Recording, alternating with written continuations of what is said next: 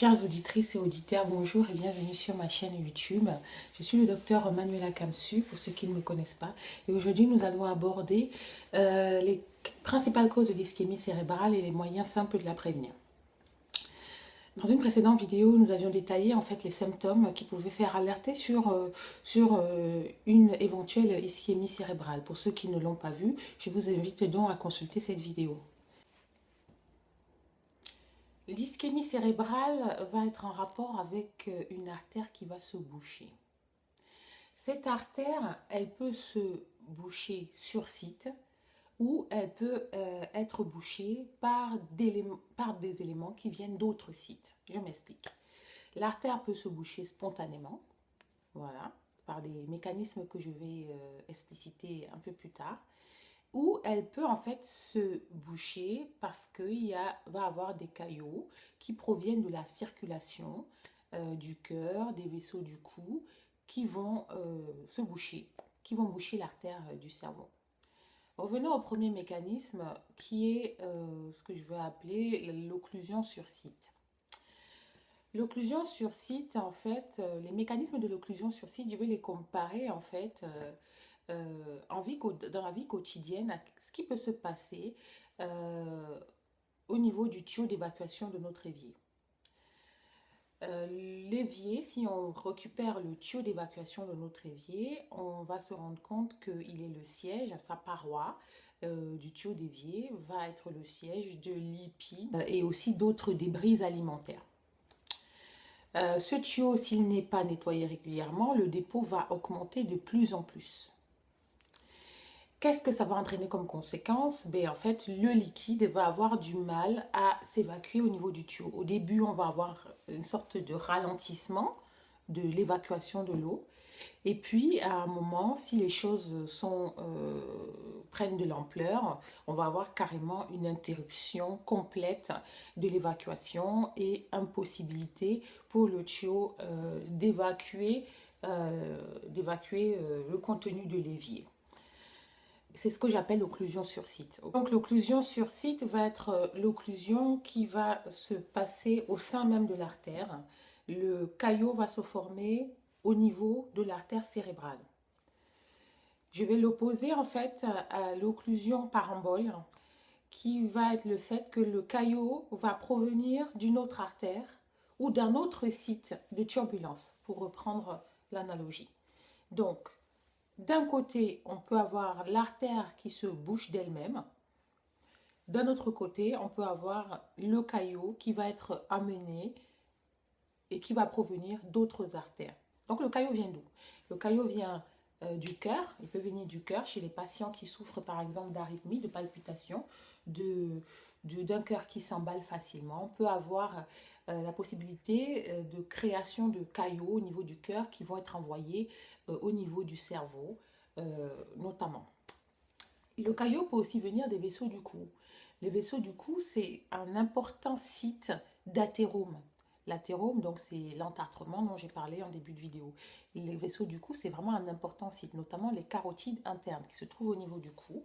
Elles vont présenter des mécanismes d'entartrement et elles peuvent donc soit complètement se boucher, comme j'ai dit tout à l'heure, soit envoyer des caillots effectivement à la circulation générale, notamment au niveau du cerveau. Voilà. Donc voilà deux grands mécanismes de formation de caillots, et notamment au niveau des artères du cerveau. Il y a d'autres mécanismes, notamment la dissection des artères cervicales ou la lipohyalinose, en fait, qui va être le rétrécissement du calibre des artères qui vont se situer très en distalité au niveau du cerveau. Je pense que pour des soucis de clarté, je ne vais pas développer ces deux autres points. On va principalement parler d'abord de l'artérosclérose parce que nous pouvons agir sur cette artérosclérose. Cette artérosclérose, en fait, c'est les dépôts de lipides au sein des parois des artères ont plusieurs causes elles-mêmes. La cause, une des grandes causes, ça va être l'hypertension artérielle, mais on a également l'hypercholestérolémie, donc l'excès de cholestérol. Le diabète, ça peut favoriser ces dépôts. L'obésité, le surpoids, la sédentarité, le tabac, l'excès d'ingestion d'alcool peuvent favoriser ces dépôts de lipides au niveau des artères. Et nous savons qu'il faut maintenant combattre ce dépôt de lipides au niveau des artères. En tout cas, il faut combattre ce que nous pouvons combattre parce que il y a d'autres causes qui favorisent ces dépôts que nous ne pouvons pas combattre. Par exemple, l'âge avancé, le sexe masculin, il y a aussi certains critères ethniques qui ont été avancés. Donc ça, on ne peut pas agir dessus, mais on peut agir donc sur l'hypertension, le cholestérol, le diabète, etc. Donc, en ce qui concerne l'hypertension, qu'est-ce que nous pouvons faire de façon simple pour lutter contre l'hypertension artérielle? C'est tout simplement déjà être suivi correctement, faire un dépistage de cette hypertension artérielle, être suivi régulièrement par un médecin, faire ses contrôles tensionnels, parce que quand on est hypertendu, à un moment, on sait quand la tension augmente. Il ne faut pas hésiter à prendre sa tension et à la surveiller régulièrement soi-même. Tous les hypertendus savent qu'on leur conseille une alimentation soit complètement dépourvue de sel, soit vraiment significativement réduite en sel. Parce que le sel va favoriser cette hypertension-là, l'ingestion de sel. Donc on peut avoir à notre niveau une alimentation pauvre en sel.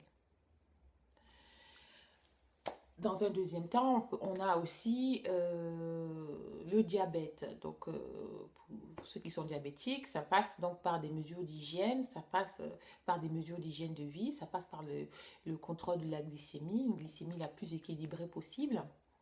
L'obésité, la sédentarité, ça, nous pouvons agir dessus.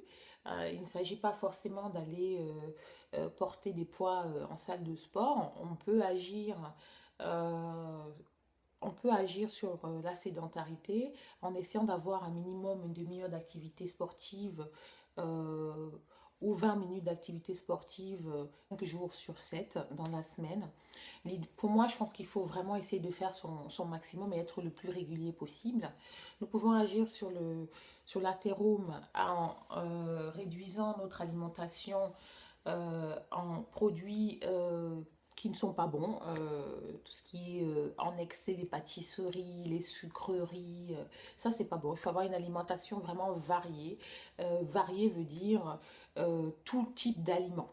Voilà. Parce que si on ne mange que des courgettes, ce n'est pas une alimentation variée. Si on ne mange que des pâtes, ce n'est pas une alimentation variée. Il faut trouver un entre-deux. Ceux qui ont de l'arythmie, se faire bien sûr suivre par le médecin ou par le médecin traitant ou par le cardiologue. Et vous savez quand est-ce que les choses commencent à s'emballer, on va dire, quand vous avez des palpitations, quand vous sentez que votre rythme cardiaque n'est plus comme d'habitude, il ne faut pas hésiter à consulter rapidement. Voilà, parce que cette arythmie peut être une cause d'embolie de caillots et d'envoi de caillots au niveau des artères du cerveau. Voilà. Non, ce n'était pas terminé. Moyen d'éviter la constitution d'athérome au sein des artères. Trois moyens simples. C'est déjà pour ceux qui fument d'arrêter le tabac. Voilà, c'est pas évident. C'est une lutte qui est difficile, mais c'est une lutte qui a toute son importance. On peut se faire aider pour l'arrêt du tabac. Ça peut être un phénomène progressif. Il peut y avoir des rechutes, mais je pense que vraiment agir sur le tabac, c'est agir quasiment directement sur nos artères. La deuxième chose que je vais conseiller, c'est pour ceux qui ont une consommation abusive d'alcool, de limiter la consommation d'alcool, voire de l'arrêter. Voilà. Et enfin, pour ceux qui ont l'hypercholestérolémie, l'alimentation peut être un des moyens de lutter contre cette hypercholestérolémie. Il y a également la prise de médicaments que je ne détaillerai pas ici. Mais déjà, si on fait à notre niveau, on essaie d'avoir une vie saine, dépourvue de toxiques, avec une activité sportive, régulière, une alimentation saine, l'arrêt du tabac, la limitation de la consommation de l'alcool, le contrôle de notre tension artérielle, le contrôle de notre glycémie si on est diabétique, être alerté lorsqu'on a des palpitations au cœur qui s'emballent différemment de d'habitude, ça va être les clés pour prévenir l'ischémie cérébrale. Voilà, donc je vous dis à une prochaine fois dans une vidéo sur la chaîne. Merci à tous.